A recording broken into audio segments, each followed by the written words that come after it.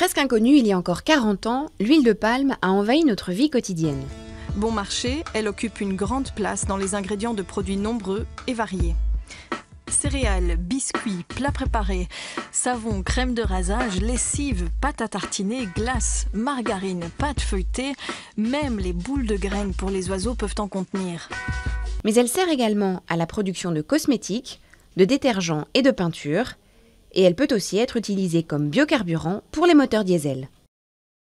C'est son prix défiant jusqu'ici toute concurrence qui a fait exploser la demande, en particulier dans les pays émergents comme la Chine ou l'Inde.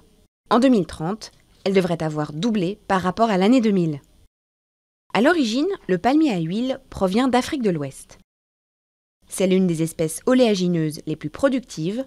100 kg de fruits donnent environ 22 kg d'huile. Cette plante a été introduite en Asie à partir des années 60. Aujourd'hui, l'Indonésie et la Malaisie représentent environ 90% de la production globale. Mais ces plantations ont été aussi gagnées sur la forêt tropicale. Les forêts d'Indonésie disparaissent ainsi à toute allure pour céder la place aux palmiers à huile.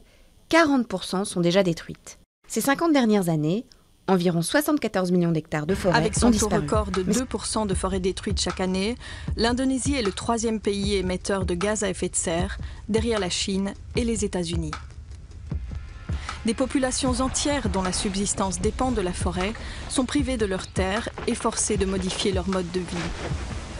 La disparition de ces forêts tropicales menace aussi d'extinction différentes espèces, dont l'emblématique orang-outan. Ces problèmes sous les tropiques sont loin de nos yeux.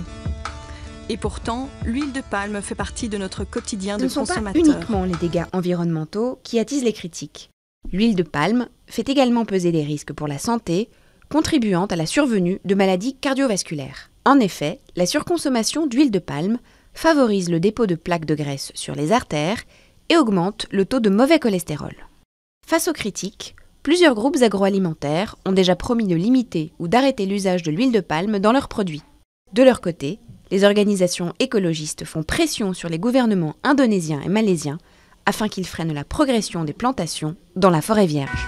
Prendre conscience que la plupart de nos actes quotidiens ont des conséquences ailleurs dans le monde est peut-être le début du changement.